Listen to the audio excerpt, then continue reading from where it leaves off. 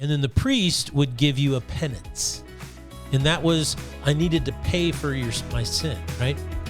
What happened is some people started going to priests and say, well, I plan on sinning. What would my penance be if I did it? And then the priest, and then it started moving up to bishops and cardinals and so forth. They would debate this, and they'd say, well, if you're gonna, lie to your boss, or you're gonna cheat the tax man, that would cost you so many Hail Marys, or this or that or the other, whatever the penance may be. And so what would happen is people started to say, okay, so if that's what's going to be, I'll negotiate the penance, right?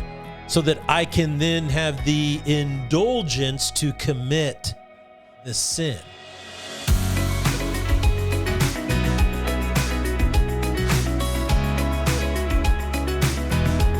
Well, welcome everybody to the Salty Pastor Podcast, a place where you can go to be coached in your faith. Coaching is a big deal because the point of coaching is to encourage you, inspire you, direct you to do the work yourself.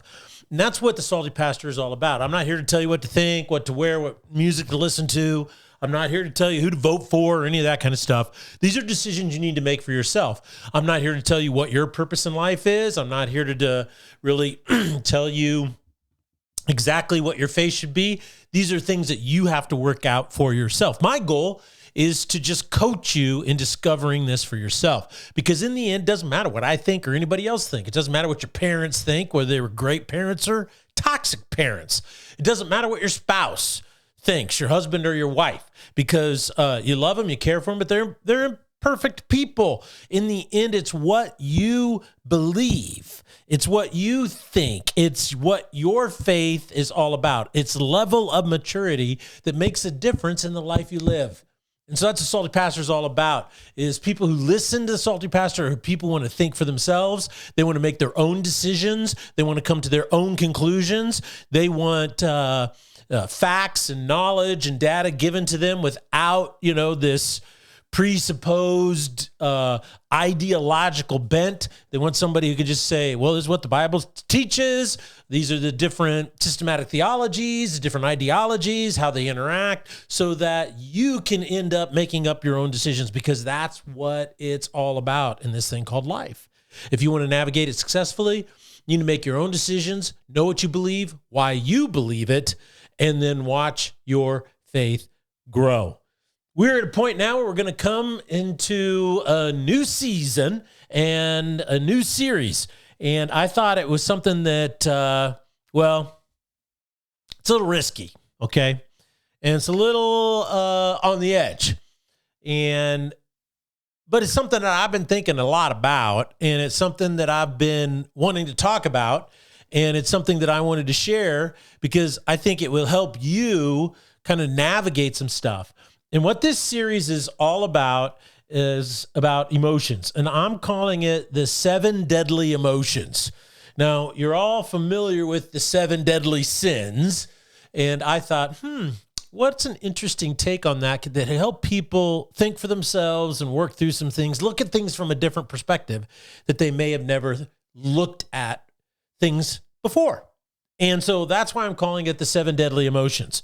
Now, everybody's familiar with the 7 deadly sins. It's been a theme in Christianity for over 1,500 years.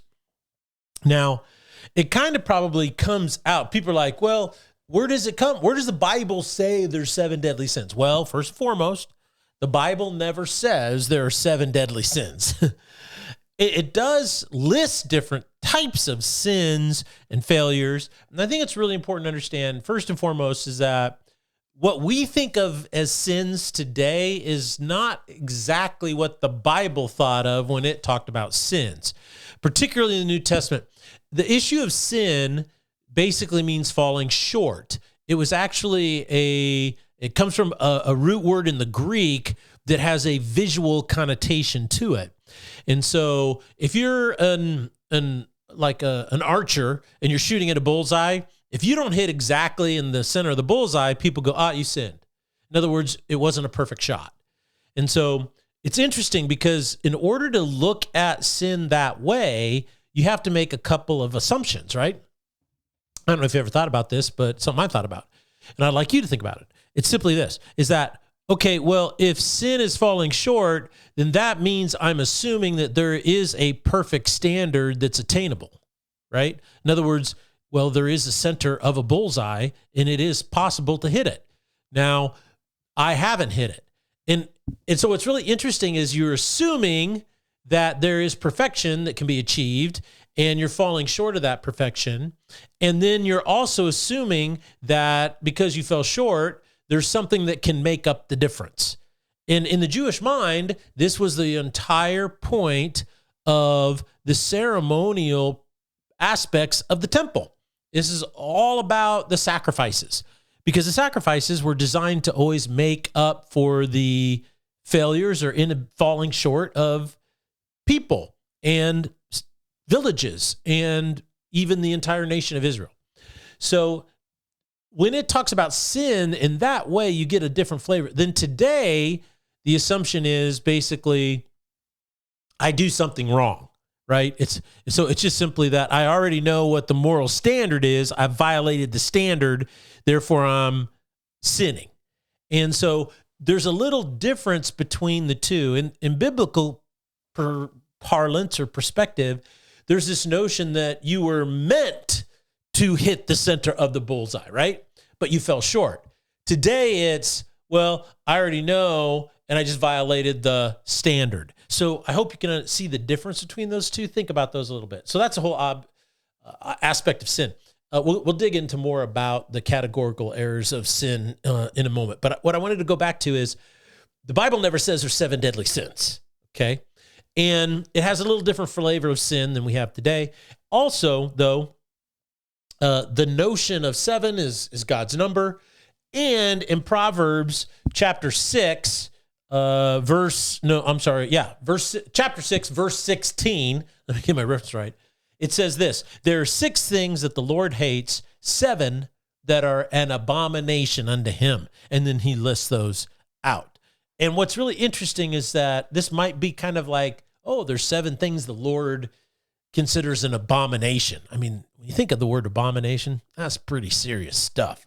So maybe there was like this sense of, okay, things, these are the 7 worst things that you could do. But the actual 7 deadly sins didn't really become articulated until in the late 300 AD, so the 4th century, by a monk, theologian, writer by the name of Evagrius Ponticus. And Evagrius was a very influential theologian. And what is interesting is that once Christianity started to become legal, and if you remember, it was in the 4th century, in 312, I believe, Constantine or the Roman Senate passed what was called the Edict of Milan, that basically reversed all of the laws that said Christianity was illegal. So it became legal to practice. But then 12 years later, Constantine made Christianity the state religion. Now, historians, particularly theological historians, have debated a lot that this may have been the worst thing that you could ever do for the church. And in a lot of ways, it hasn't been good for the church of Jesus. It really led it down a historical path that created all these issues. That's a debate and a study for another time. But what you'll see is then about 50 years later, you have Evagrius. And Evagrius is an influential theologian. He's a really deep thinker. He lived a very interesting life, did a bunch of pilgrimages. He left a very influential post, as a state religion. If you were a bishop or, any type of leader in the church, you were making really great money from the state coffers. And so just like a praetorian would, or a general, or, you would get income, the state would support you. So he left that and he pursued a lot. He went to Jerusalem and he was there in a monastery for a while. And then he went down to just outside, just kind of west of Egypt, where you of the Nile River Valley, right there in a little town called, I think it was called Nitria or Nitria, something like that. Anyway, that's neither here nor there. But the bottom line is this, is during this period of time, there was already in Roman culture a love of anything Hellenistic or Greek, and there was a deep love of Greek philosophers. Pythagoras, Aristippus, Aristotle, Plato, Socrates, all these types of things. And they were really woven into the core values of Rome. And so one of the things that so many theologians have done over the last 2,000 years is kind of try to work in Aristotelian ideology, Aristotelian ethics, and Christianity, because in a lot of ways they fit really, really well together. It's really kind of unique, even though Aristotle lived almost 400 years before Christ was born. And so Aristotle had this thing called the 7 virtues. And so a lot of people think that Evagrius was writing kind of like a counterpoint to that. Well, if there's 7 virtues, then you must, it would complement them to know what the 7 deadly sins were. So that's a long way of saying that Evagrius Ponticus postulated the 7 deadly sins in the 4th century. They didn't come directly from the scripture. They were postulated at that point. Now, Aristotle basically had, now some people argue 9, but his basic 7 virtues were is trust, compassion, courage, justice, wisdom, temperance, and hope. And I just want to kind of go through these really quick. This first one is trust. Now, according to Aristotle, trust is synonymous with faith. Okay, so it's a little different than what we might think is trust. And this is why so many theologians, I think, because he starts with trust and it's kind of synonymous with faith, why so many theologians want to combine the two, because Aristotle's understanding of trust really reflected the biblical New Testament statements about faith and the nature of faith. And according to Aristotelian ethics, is that trust is about being faithful, right? Very similar to Philippians chapter 2, verse 3. It says, do nothing from selfish ambition or vain conceit, but with humility of mind, regard one another as more important than yourselves. Do not merely look out for your own interests, but also for the interest of others. And that's what Aristotle was getting at, is that people who are trustworthy are people who will always look out for your interest just at the same level as their own.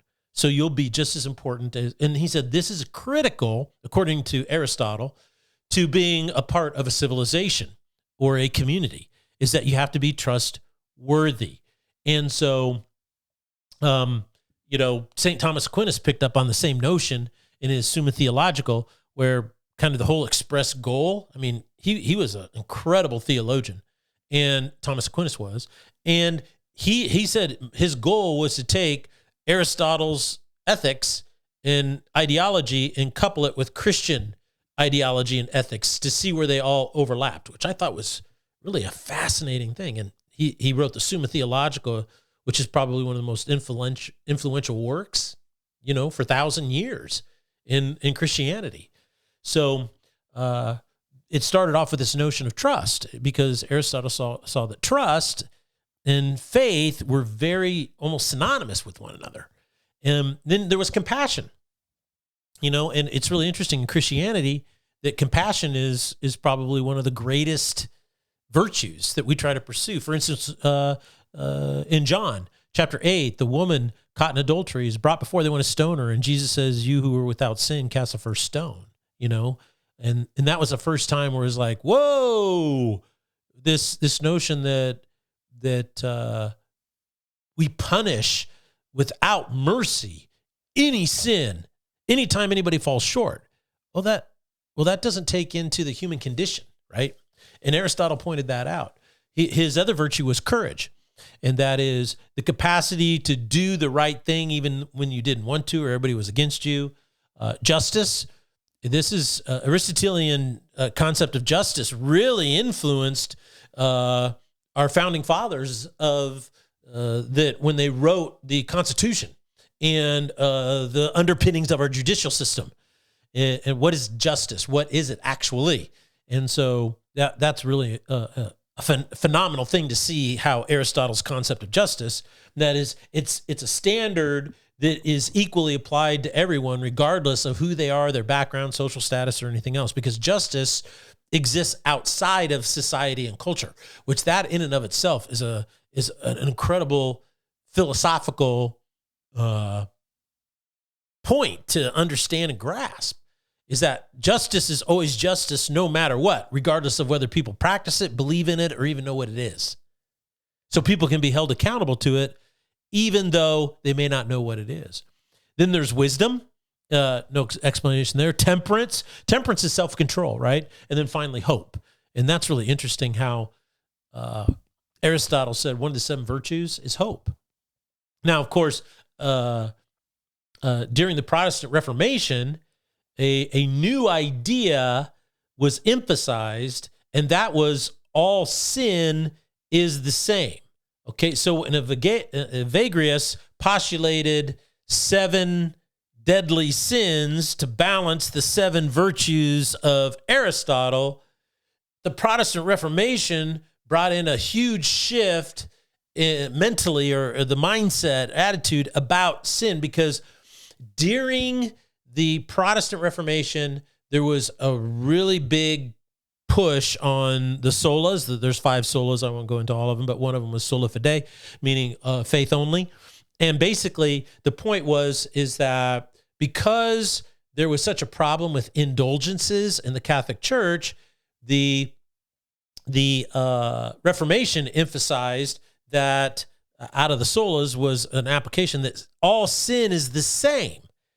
And the point of the Protestant Reformation in dealing with sin this way was basically to say the effect, right, of sin is the same when you compare it to a perfect standard, a holy and righteous God, right? So anything that's not perfect, anything that just mildly misses the mark, will cease to exist in the presence of perfection and holiness and righteousness. Therefore, any sin, any imperfection, any falling short, whether intentional or not, separates you from God. Okay, that is a category of sin. But what happened is, I think it got applied and adopted too far. It's gone way too far. In logic, they call this a category error. And what happened is, it was a reaction to the indulgences in the Roman Catholic Church, which was one of the primary reasons why Martin Luther started his 95 Theses, which were the 95 reasons why the Catholic Church was unbiblical at that period in time.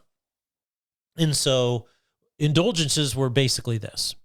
And that is, if there was, centuries of practice where in the church, if you sin, you would go to confession, and then the priest would give you a penance. And that was, I needed to pay for my sin, right? What happened is some people started going to priests and say, well, I plan on sinning. What would my penance be if I did it? And then the priest, and then it started moving up to bishops and cardinals and so forth. They would debate this, and they'd say, well, if you're going to, lie to your boss, or you're going to cheat the tax man, that would cost you so many Hail Marys, or this or that or the other, whatever the penance may be. And so what would happen is people started to say, okay, so if that's what's going to be, I'll negotiate the penance, right, so that I can then have the indulgence to commit the sin. And in little things, this didn't matter. It's silly. It never worked out. But in big things, it did. For instance, when you had royalty, and royalty wanted to divorce their wife, okay, or they wanted to have an illegitimate child, or they wanted to do this, they would go, if I do this, what's my penance? And then the church would say, well, you'd have to give the church a certain tract of land, or it would cost this many sovereigns in gold, or, and sometimes they were pretty big. And so what happened is the ruling class, the aristocracy, the monarchy, started buying indulgences from the church. Basically, what that would mean is that you could go and do something, and then you'd pay a price, then you could go do something, and then the church would absolve you of it. And so you'd still be in good standing. So, of course, Martin Luther took incredible umbrage to this. And the other thing it did is it put a monetary value on sin, right? All these different levels of sin. And so, because you can imagine some indulgences were a lot more expensive than others.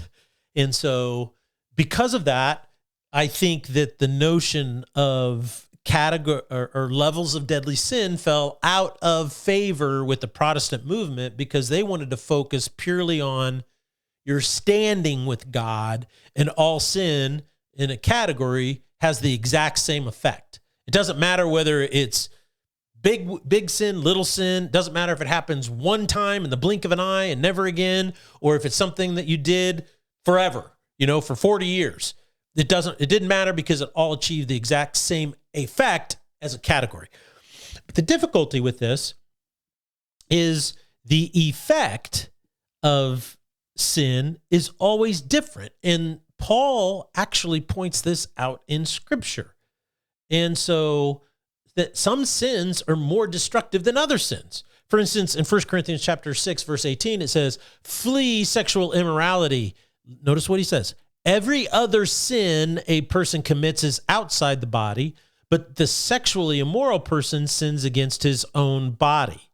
So right there, he's actually creating a different effect, outcome, consequence of this different types of sin. Some sins are outside the body and have a different impact than sins against your own body. Another sin that is talked about much more often than other sins is a sin of pride in the New Testament. It's really considered worse than other sins and can stop you in all different ways.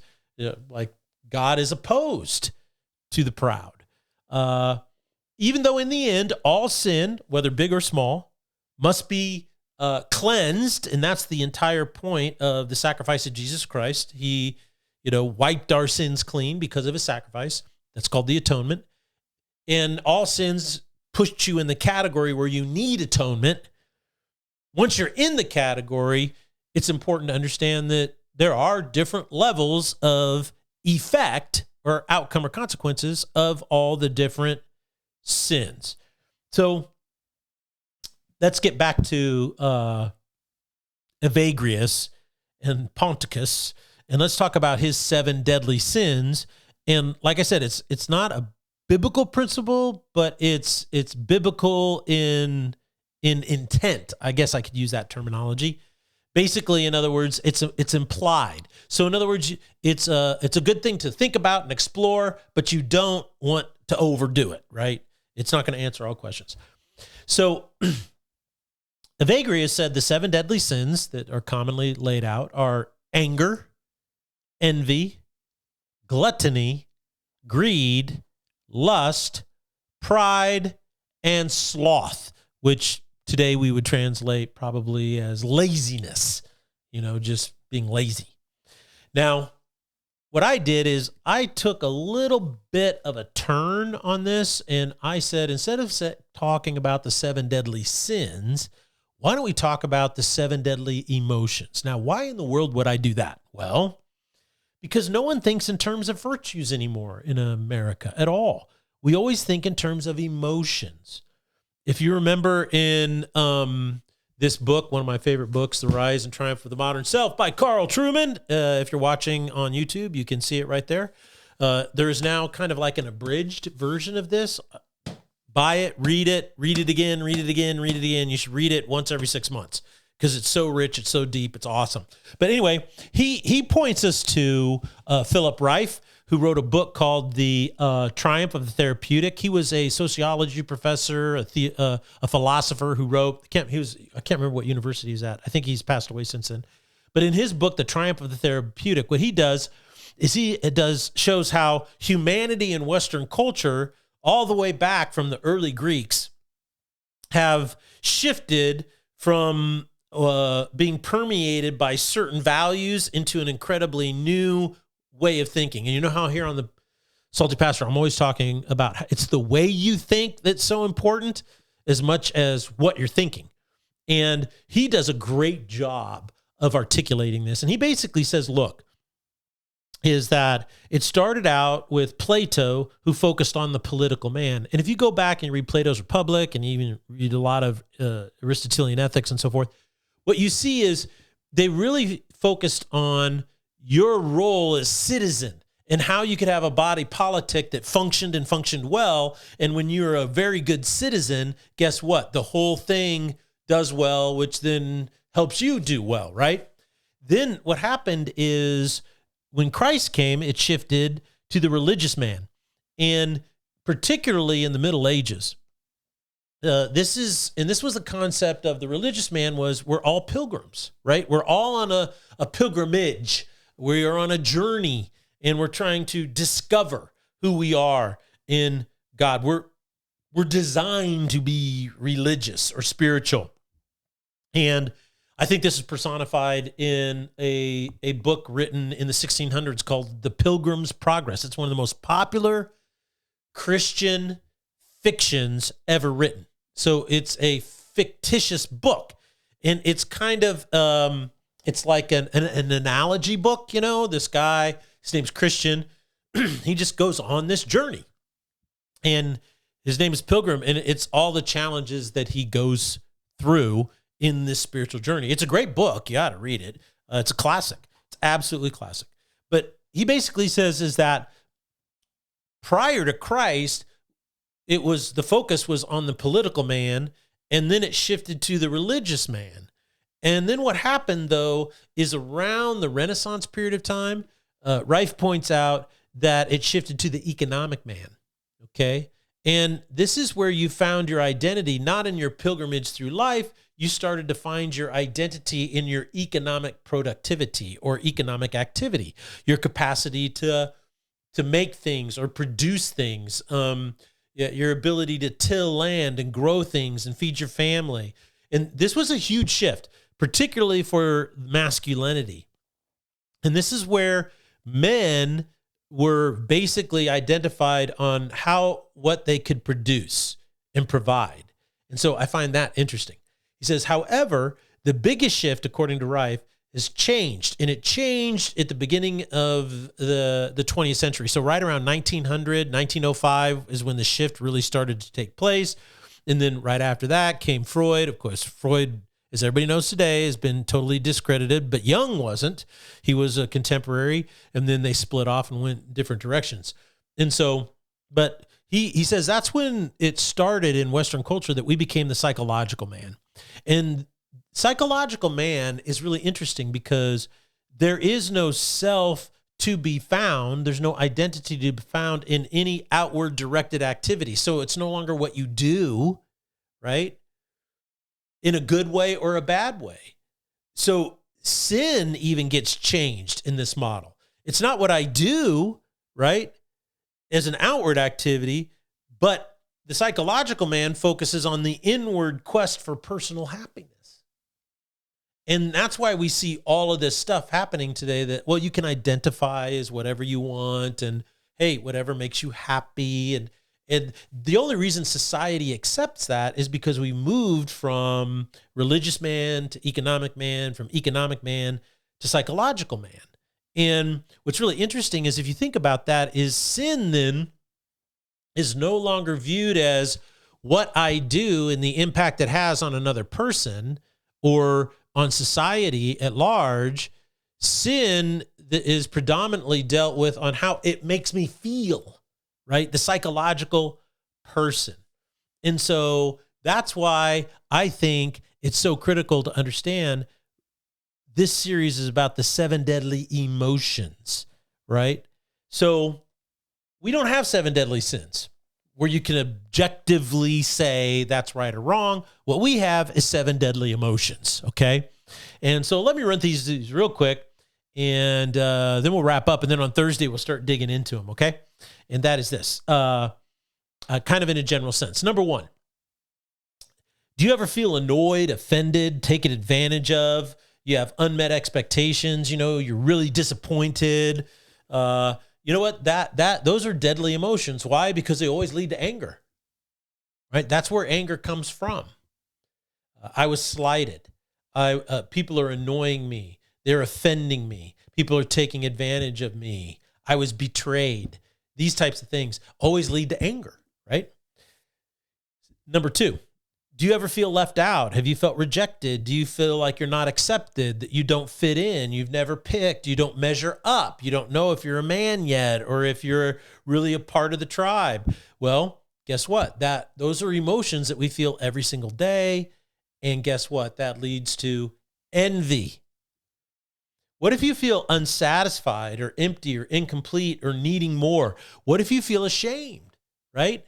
That can always lead to gluttony. What if you feel unprotected or insecure? You feel disrespected, not honored, you're not admired. Well, guess what? That can always lead to greed. What if your emotional state says, my expectations in this relationship are not being met? I'm disappointed that somebody's not meeting my needs. I feel unloved. I feel unattractive. I don't feel wanted. That can always lead to lust. Another deadly emotion is the notion of feeling lost or overlooked or not being valued, that sense of sometimes you might feel ashamed. People deal with guilt, right? This is really interesting. A lot of people don't realize this, but if you have a really guilty conscience, guess what that comes from? Oftentimes that comes from pride. So if you feel overlooked, you're not valued, you're not getting what's due to you, if you feel guilty a lot, that has a lot to do with pride. And then if you think the last one is, what if you feel entitled, or you have really high expectations of others, but very low expectations of yourself? If you feel it's other people's responsibility to take care of you, well, guess what that leads to? Sloth. So I just thought, man, let's go on this journey together. Let's dig into this. Let's see what it means, how it impacts us, and see if we can learn something. Think about things in a different way. And in the end, my goal is just to coach you up and inspire you to really discover how to have a strong and mature faith that produces things like joy in your life, more happiness, more peace, more kindness. Those things come from strength. They don't come from weakness, and they come from a faith that is really strong. So we'll pick up on Thursday. We'll dig into this. Remember, go over to our YouTube channel, and like and subscribe, The Salty Pastor. Go to our website, check out what we're doing there. If you want to donate, click on that button to donate, and then it takes you to a push pay page. You put in your information, but down on the memo, you need to click on that, and it could say General Fund or Missions. There will be a Salty Pastor link. Click on that, and that way it'll go to the Salty Pastor for sure. God bless you guys, and remember, always think for yourself.